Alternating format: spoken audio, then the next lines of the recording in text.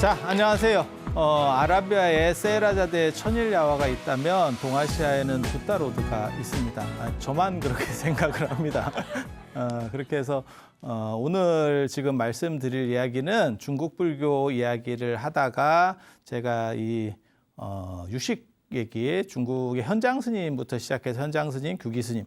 지난 시간에 그런 이야기들을 계속 해드렸었어요. 근데 한국 이야기를 잠깐만 말 나온 김에 잠깐만 하고 가볼까 싶습니다. 그래서 현장 스님이 계시고 그 밑에 이제 두 명의 큰 어떻게 보면 이 유식학을 집대성하는 그런 학자들이 있는 거예요. 그 스님이 그게 한 분은 중국인 규기 스님이라고 하는 분이고 이분에 의해서 이 유식학이라고 하는 게 신유식 이걸 뭐라고 불러야 되는지 저도 잘 모르겠어요. 이게 계속 헷갈려요. 그냥 유가종이라고도 하고 이거를 유가종이라고도 하고 유가업이라고도 하고 옛날에는 업이라고 많이 불렀었어요.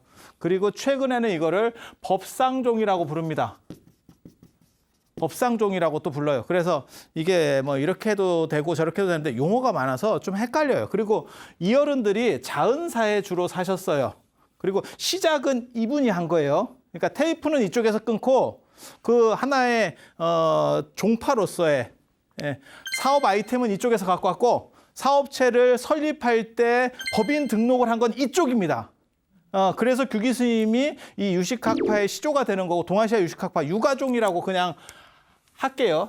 여러 용어들을 쓰면 헷갈리니까. 그래서 유가종의 시조가 되는 거고 그분들이 자은사를 중심으로 했어요. 그래서 자은종이라고도 합니다. 이렇게 여러 용어들을 쓰는 게 굉장히 피곤한데 그래서 저런 것들을 하나하나로 빨리빨리 통일시키는 게 좋은데 옛날 사람들은 저렇게 여러 가지 쓰는 거 되게 좋아해요. 저게 있어 보인다고 생각을 합니다. 지금 볼 때는 굉장히 번거롭고 쓸모없는 일 같은데 그리고 저게 있어 보이는 것 중에서 또 좋은 점이 뭐가 있냐면 잘 모르는 사람들은 더 어렵게 되기 때문에 그걸 더 좋아해요. 언뜻 생각하기에는 단순하고 심플하고 다 통할 수 있는 게 좋은 거 아닙니까? 그건 요즘 생각이고 옛날에는 다양하게 막 이렇게 만들어내면 나는 이걸 다 알아 라고 말할 수 있는 좀 미개한 얘기죠. 저런 거 다 있어 보인다고 생각하는 거예요. 근데 저게 망하는 지름길입니다. 사람에게 진입장벽을 높게 줘서 들어가기만 힘들어. 들어가기 힘들어. 그래서 이거를 아무튼 자은사에서 했다 그래서 자은종. 이라고도 합니다. 그냥 그런 식으로 알아두시고 이 양반은 이 규기 스님 같은 분은 이제 한족, 중국 한족 분이고 그 다음에 여기에 원측 스님이라고 하는 분이 있었다. 이거는 신라 분이었다. 그리고 머리는 훨씬 더 좋은 분이었던 것 같다. 그리고 이분은 어떻게 보면 청정성이 있는 분이고 이분은 약간 개판. 이거 굉장히 이 시대가 굉장히 재미있는 시대예요. 이분만 그런 식으로 살았던 게 아니고 삼거와 상 뭐 이런 얘기 제가 해드렸었잖아요. 앞에는 먹을 거 놓고 뒤에는 뭐 여자를 태우고 다녔다. 뭐 이런 식으로 야 저게 어떻게 스님이냐라는 생각이 지금 만약에 존재해도 그거 아세요? 그러니까는 사회가 발전하면 그 사람이 능력이 있어도 윤리 의식이 어느 정도 이상 반영이 안 되면 묻혀버립니다. 그러니까 우리도 70년대, 80년대, 90년대 초반까지는 윤리 부분이 약간 떨어져도 재주가 좋은 사람이야. 저 사람은 참 탁월한 능력이 있어. 그러면 인정을 해줘요. 근데 요즘 같은 사회를 한번 봐보세요. 오늘날에는 저 사람이 참 재주가 있어도 뭐 말을 잘못했다거나 그런 사소한 걸로도 훅 갈 수가 있습니다. 말 한마디 좀 심각하게, 그게 예전 기준으로는 아주 심각한 것도 아니에요. 그리고 요즘 연예인들 이런 거 나올 때 보세요. 톱스타들 뭐 이런 거 나올 때 연애 기간이 저 사람하고 끝나고 저 사람을 사귀었느냐. 요즘은 또 네티즌 수사대 뭐래갖고 그걸 수사를 다 합니다. 걔네들이. 그런데 그게 기간이 겹친다. 이러면 묻힙니다. 사람이. 그러니까 결혼한 것도 아니고 그냥 저렇게 연애하는 건데도 그게 양다리가 기간이 겹친 것 같아요. 이러면 그것도 문제가 되는 지금은 그런 시절이에요. 그러니까 엄격성이라는 게 있는 거고 그래서 사회가 약간 좀 덜 발전했을 때는 그런 걸로부터 좀 더 관대해요. 그러니까 재주 있는 걸 더 높이 치고 윤리적인 거를 약간 낮게 봅니다. 그렇게 생각을 하시면 돼요. 그래서 오늘날 같은 경우는 윤리의식이 점점 강화되는 추세로 가고 있는 거고 그래서 이런 분들이 어떻게 가능합니까? 이 분이 계셨을 때 우리나라에도 똑같은 비슷한 분이 있었죠. 그게 원효. 이렇게 가는 거예요. 그러니까 원효 같은 분도, 그러니까 지금 기준으로 보면 저런 분들은 대단하고 훌륭한 어떤 학자고 능력자야. 하지만 스님은 아니야. 라고 하는 게 맞거든요. 근데 저런 혼란들이 그 당시에 있었고 그런 혼란들의 이야기들이 뒤에까지 이제 복잡하게 내려오는 거예요. 그래서 지금까지도 이제 개념 규정이 불분명하게 되는 거고, 그래서 이게 굉장히 재밌지 않아요? 동시대에 둘 다 머리 좋은 사람들이 그런 비슷한 행동들을 하고 있는 거예요. 그런데 더 재밌는 건 원효 같은 경우, 나중에 이제 원효는 또 따로 얘기를 하겠지만 원효 같은 경우는 아웃사이더입니다.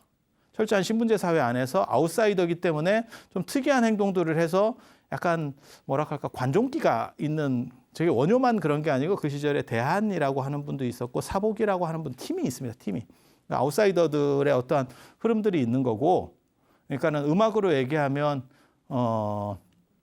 록이라든가 뭐 이런 식으로 약간 그러니까 우리가 많이 듣는 음악 말고 약간 파격적인 거 이런 쪽으로 가는 분들이 있었고, 그러니까 의상 스님이나 이런 분이 100% 인사이드라고 할 수 있는지 정확하게 잘 모르겠는데 나중에 그거는 의상 얘기할 때 또 할 거예요. 그래서 진짜 인사이드면 황룡사로 갔지 왜 부석사로 갔을까? 이제 그게 굉장히 큰 논점 중에 하나거든요. 그래서 그런데 규기 스님 같은 경우는 철저하게 인사이드 금수저 출신에다가 그냥 탄탄대로로 딱 올라왔는데도 왜 저런 행동을 하지에 대해서는 생각들을 또 해봐야 돼요. 그래서 지금 기준하고 아무튼 약간 다르다더라. 그 정도는 이해를 해주세요. 이해를 해주시고 이때가 이 시절이 아무튼 뭐 황금입니다. 불교의 천재들이 막 앞다퉈서 나올 때, 언간한 사람은 명함도 못 내밀 때, 그리고 이 원측 스님 밑에 도정 스님이라고 하는 분이 있고 그 도정 스님 밑에 이 태연 스님이 있는 거예요. 이 태연 스님, 원측 도정 태연. 태연을 대현이라고도 하는데 큰 대자나 클 대자는 똑같이 갑니다. 그래서 대현도 되고 태현도 되고 뭐 이렇게, 그거는 뭐 차이가 전혀 없다라고 봐도 큰 문제가 없어요. 그리고 저 시절만 하더라도 향언 발음 같은 걸 쓰던 시절이어서 저것에 대한 구분이 뚜렷하지 않습니다. 그러니까 우리 발음이 있었다니까요. 그거를 한자로다가 음사를 하거나 안 그러면 그걸 번역하는 거예요. 그래서 번역 과정에서는 우리가 크다 이러면 클 태자를 써도 되고 큰 태자를 써도 되고 별 차이가 없는 거예요. 그래서 저런 식으로 나오는 문어들이 많이 있습니다. 그래서 그런 정도 생각하시면 되고, 아무튼 이 태연 스님이 이 원측계의 신라 유가종의 시조입니다. 유가종의 시조예요. 그리고 이런 분들은 다 뭐 시조급 되면 다 능력자입니다. 그러니까 누구 생각하시면 되냐면 화엄종의 의상 스님 생각하시면 돼요. 중국에서 당연히 시작된 거고, 지엄 스님의 그거를 의상 스님이 받아온 거죠. 그래서 의상 스님을 해동 화엄의 초조 이렇게 얘기를 하거든요. 그리고 이분은 해동 유가종의 초조가 되는 거죠. 그리고 아무튼 이렇게 시작하신 분들은 다 창업자들은 다 대단한 거예요. 그렇게 생각하시면 돼요. 그래서 이분이 3대 저술가 중에 한 명이에요. 통일신라 시대 3대 저술가. 그래서 50여 종이 한 100권. 그리고 이 세 분, 어떻게 나오냐면, 원효 스님 같은 경우는 한 100여 종을 썼고, 한 240권인가? 뭐 이 정도 나올 거예요. 이게 권수가 뚜렷하지는 않아요. 그러니까 없어진 것들이 있어가지고, 그래서 그렇고, 그 다음에 경흥 스님까지 해서 요 세 분을 신라 3대 저술가로 통일신라 3대 저술가로 놓습니다. 그래서 저분들에 의해서, 그러니까 자장률사에 의해서 한번 터가 닦이고 이제 만개하게 되는 거죠. 쫙 이렇게 퍼지게 되는 거죠. 그래서 기본적으로 좀 알아두셔야 될 게, 이런 3대 저술가가 있었다더라. 그리고 여기에 또 이야기가 있어요. 지난번에 제가 그런 얘기 해드렸었는데, 그 화엄종하고, 그러니까 자 봐봐, 이 현장 스님에 의해서 유가종이 만들어졌고, 이분이 만든 건 아니고 이분이 시작했고 만든 건 이분이고, 그런데 뭐 스승 계자니까 그냥 거의 비슷한 시대에 만들어져서 중국으로 이제 한번 쫙 움직이기 시작하고, 그 전에 있었던 거는 천태종이고, 시기로 보면 천태종이고, 근데 천태종 같은 경우는 수나라의 지배 이데올로기였고 강남을 중심으로 어떻게 보면 세력을 키워가고 있었다면 장안 중심으로 원래 수나라 수도도 대흥이라고 하는 장안 쪽이에요. 그렇지만 장안 중심으로 판이 재편돼요. 재편돼 그 과정에서 선태종은 약간 소외되기 시작하는 거고 그것을 완전히 장악하는 그 과도기적인 그러니까 선태종으로서는 잘 안 되고 새로운 뭔가는 제시해야 되고 그 과도기에 속해 있는 인물이 도선율사 같은 분이에요. 도선율사 같은 거. 그래서 여러 가지 시도들을 했었고 그러다가 현장 스님이 왕의 귀환 이러면서 반지의 제왕처럼 오는 거죠. 그래서 싹쓸이를 하고 저 유가종을 만든 거예요. 터대를 딱 닦은 거예요. 그리고 그 다음에 누가 나오냐면 이제 다음 시간부터 나올 화엄종이 나옵니다. 화엄종이 나온다면 뭘 생각하실 수가 있어요? 이제 중국 불교가 제대로 시작이 되는갑다. 중국 불교가 제대로 시작되는갑다. 그리고 화엄종 입장에서는 어때요? 그러니까 천태종은 지금 약간 메롱 상태고 유가종이 지금 당나라 초기를 주도하고 있어요. 근데 이제 화엄종이 움직이기 시작하거든요. 화엄종은 두순 스님, 다음 시간에 이제 얘기가 나올 거예요. 지엄 스님. 이때까지만 해도 이게 찌리합니다. 별 볼 일 없었고 갑자기 3대에 요 지엄 스님 때만 하더라도 그냥 학고방 같이 이렇게 하고 있다가 운 좋게 여기에 두 사람이 또 걸렸네. 여기 비슷한 구조예요. 두 사람이 여기는 스승 자체가 엄청 뜬 분이고 여기는 딱 이런 상황이었는데 여기 두 사람이 우연치 않게 걸렸어요. 나중에 제가 얘기를 해드릴 거예요. 왜 그렇게 걸리는지.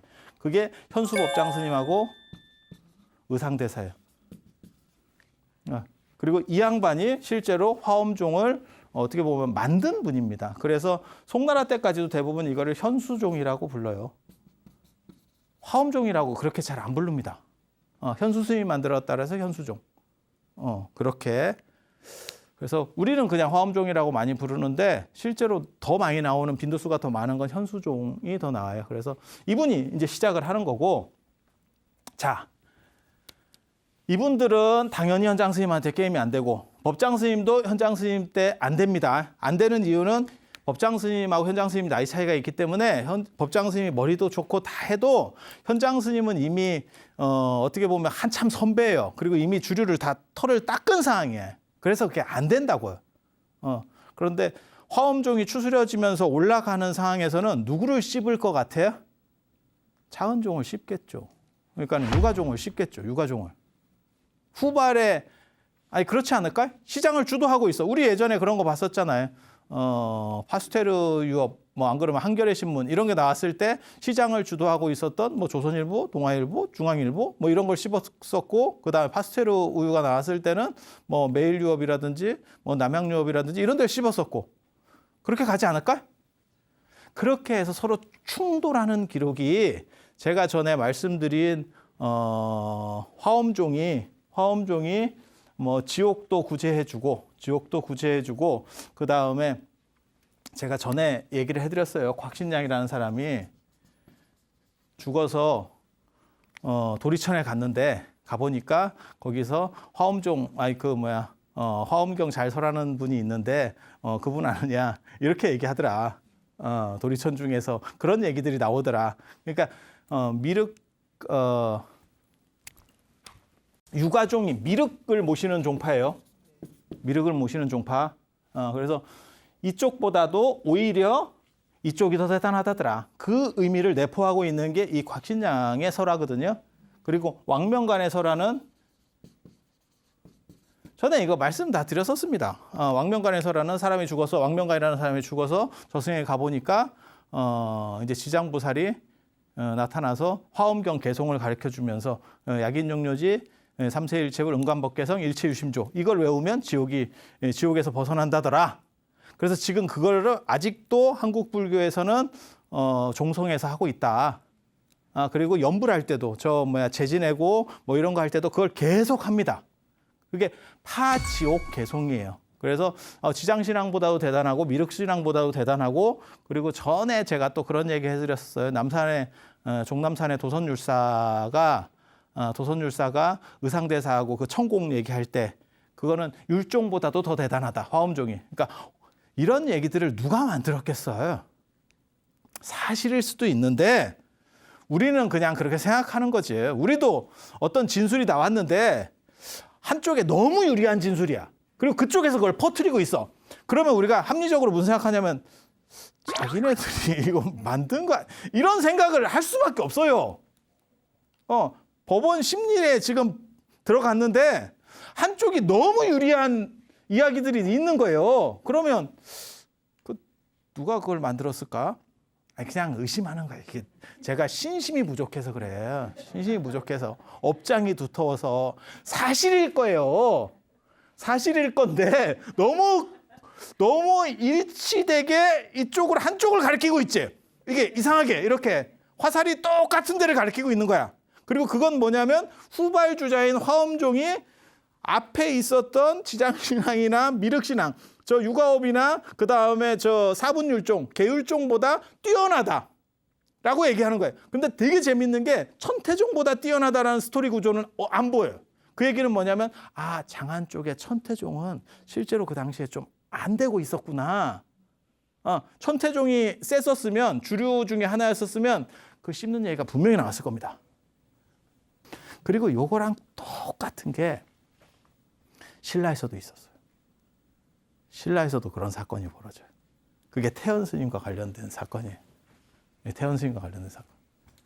그러니까 저술도 이 정도 할 거면 보통 공부하는 분은 아니잖아요.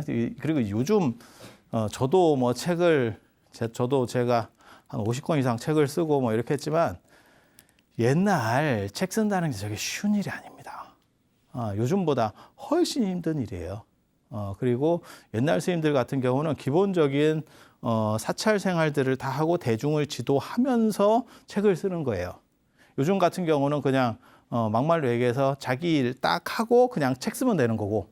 그러니까 지금은 세상이 분업화돼 있고 예전 같은 경우는 기본 생활들을 다 해야 돼요. 기본 생활하고 남는 시간에 저런 작업들을 한다고 가정하면 저게 훨씬 힘듭니다. 그리고 또 일찍 돌아가시잖아요. 그리고 특징이 뭐냐면 되게 재밌는 게 저분들이 이렇게 보면 책 많이 쓰고 이런 분들, 업적을 남긴 분들의 가장 큰 특징 중에 하나가 언간이 오래 삽니다. 아주 오래 사는 건 아닌데 언간이는 오래 살아. 다 획을 긋는 사람들이 특별하지 않으면 언간이 오래 삽니다. 그래야 뭔가를 만들어낼 시간이 있죠. 그렇지 않을까요? 아무리 내가 머리가 좋고 뭘 해도 그냥 뭐 그렇게 해서 죽었어. 그럼 뭐 어떻게 할 거예요, 자기를. 드러낼 방법이 없는데. 그런 정도 생각을 하시면 돼요. 그래서 요 세 분이 이렇게 이제 책도 많이 쓰고 이러는데 이 경덕왕 때 시대도 되게 비슷합니다. 시대도 다 비슷합니다.